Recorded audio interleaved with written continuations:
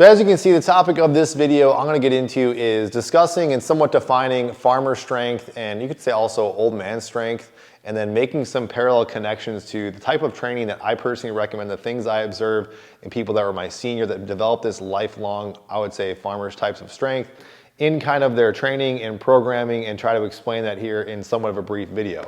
And believe it or not, I did not intentionally throw on this flannel and happen to wear blue jeans today. The stars just aligned this way. But I did come from a long lineage of farmers. I myself was not one of them. But I heard many stories growing up, and I got to meet many of my relatives, farmers, of uncles, cousins, even my father and grandfather, who exhibited many of these traits that I got to see firsthand. And whenever you got to meet them and shake their hand, you would notice it would be a very callous, often very thick, sausage-like hand that could easily just, if they wanted to, disintegrate and destroy the very sinews of your own hand if they so chose. But I always kind of like to tell myself that that upbringing, or at least maybe that genetic pool, kind of passed down to me, because once I got in the weight room and got a chance to actually express and do something physical outside of my very comfortable suburban upbringing at the time, I essentially got that bug of picking things up and lifting them down, and I've never looked back, which is one of the reasons I've said, even from a psychological standpoint, I need to get in here, I need to do something physical, and I like to lift heavy things. I also do some things that are not so heavy, but the point is, I love that kind of continual grind. And that is my argument here that I think really is building this raw farmer or old man strength. I wouldn't say it is powerlifting strength. I wouldn't even say it's really bodybuilding strength. I would say it is that grind strength that I would say is forged from repetition, fatigue, and consistency, not from chasing PRs and not redlining to absolute maximums to failure. Again, nothing wrong with that. I totally think that's a viable way of training if that is your preference. But if you are training to maxes and going to absolute failure, all of which I've experimented many times, even recently, a couple years ago, you are going to need to take a few days off, and doing anything else physical throughout the day is not going to leave you very productive. Conversely, when you're training at more sub-max levels and you're putting in the work, you're listening to your body, you're learning kind of as you're going, and you're doing some raw fundamental movement patterns, you will see some great success. In fact, many of the people that I look up to and some of the principles that I express on this channel, of which I also say are all natural based, you don't need any special things. In fact, the thing I'm sitting on right now, this Squat Max MD, developed by a guy named Brian Hennessy, has this very same lifting bug or farmer or old man strength that I'm talking about. We were discussing this the other day about he's a natural trained athlete, doesn't take any special substances, but if you looked at him, most people, especially judging from the comments in my last video, might assume him of being on something. But I would say the one thing he has going for it, and many people that I know that really just cannot relate to it, is he's been putting in the work for many, many years and has not missed a beat. And by doing that, you create a very valuable asset. Aside from building great, strong tendons, ligaments, and joints that can withstand that type of daily repetitive style of resistance training, you are really ultimately developing, I would say, work capacity. And that's why I'd say this farmer strength or old man strength isn't something that fades away. It's essentially always on. That is, if you're consistently putting in the work day in and day out and you're continually training. Now, we have unfortunately won the comfort race and able to create a lifestyle that is very devoid of any physical activity. And I'm not saying you have to go back on the farm or become a hired hand or go back in a factory to reap some of these benefits. The only thing you have to do is do a few fairly easy, tangible things, but do them consistently and make them part of your daily lifestyle. I know this is kind of an issue of contention, and some of this is just your own personal preference, but I personally would recommend people train a little bit more frequently, maybe 4 to even 6 days a week. Could you even technically train every day? Yes, you could, and even some body parts you could kind of train every day. It kind of depends, and your body will kind of tell you that when you've kind of overdone it.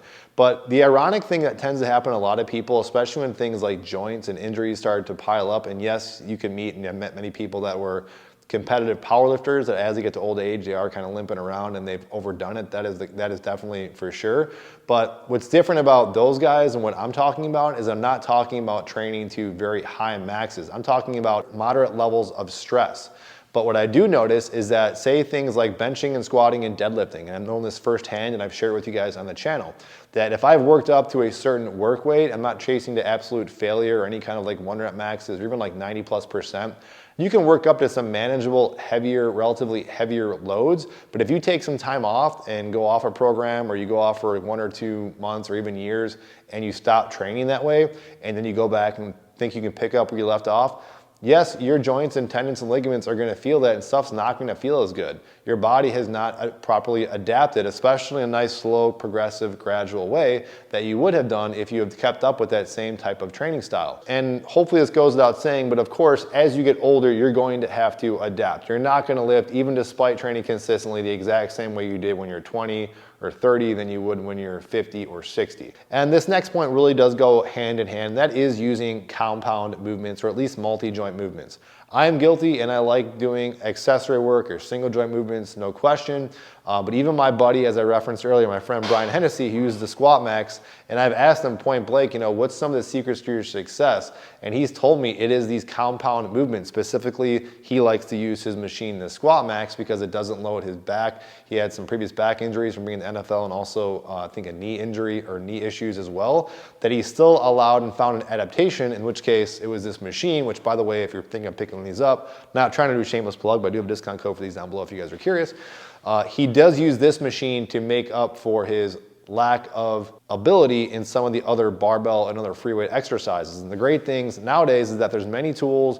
You can go to your local gym, a lot of sophisticated equipment that still allow you to train with some moderately to fairly heavy loads and get around any kind of limitation that you might have. And yes, you could get very specific in doing things such as farmer's walks or carrying sandbags to replicate baling hay and things of that nature. I think those things are all great and do add to functional capacity. But if you do just start working on those raw compound movements in conjunction with doing some of those things, once in a while, I still think you're going to get and reap many of the benefits of this old man farmer strength. Now, with that said, I do think there's some little secrets and things we've essentially lost in the new school way of working out and training that used to be kind of mainstays.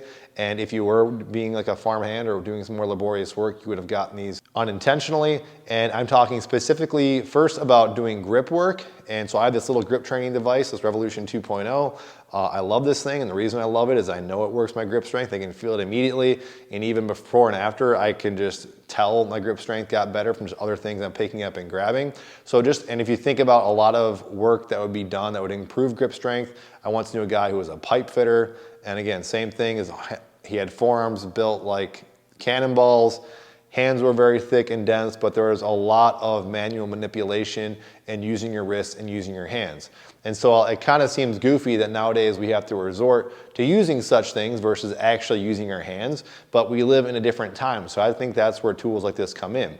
So aside from that, obviously things like classical wrist rollers, using thicker pull-up bars, you can use these things called fat grips, but anything else that's going to increase and work your grip strength is of course going to improve your grip strength. Another big one that used to be very popular is doing isometrics and isometric holds. They aren't the funnest thing to do in the world, and there's actually ways of incorporating brief periods of isometrics in your workouts. So again, unintentionally, but just happened I was doing that today.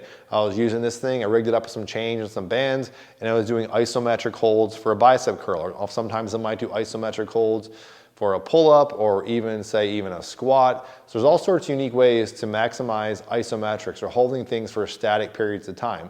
And if you think about manual laborers and just people as working on a farm, oftentimes aside from actually carrying things for a long period of time and holding your grip, you are essentially working isometrics alongside with that. And finally, and I already touched on this, I would say the big thing is when you come into the gym, don't have that destroy yourself mindset. Now, I'm not saying you can't get results doing that. There's plenty of people that swear up and down that's personally how they like to do exercise.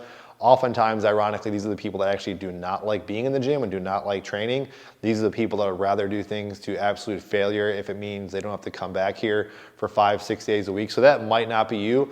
I'd push back a little bit and say we are meant to be physical creatures, especially guys in general, and are meant to kind of move our bodies. That does not mean is you have to come in here and again break PRs or train to absolute failure or feel like your workout session has to be excruciatingly grueling to be successful. Because if we look at the example we're talking about, and no one is going to really deny the reality of this type of farmer strength or old man strength or labor strength, whatever you want to say it, these are people that did not train to absolute failure. They did not kill themselves after every single day or every single session. If they didn't, they would not last very long in their occupation. They had to somehow monitor themselves and build up a work capacity that, yes, took some time, took some patience, took them to kind of listen to their body, but the payoffs are much better, not just in how you're going to perform, but also in injury prevention, in my personal opinion.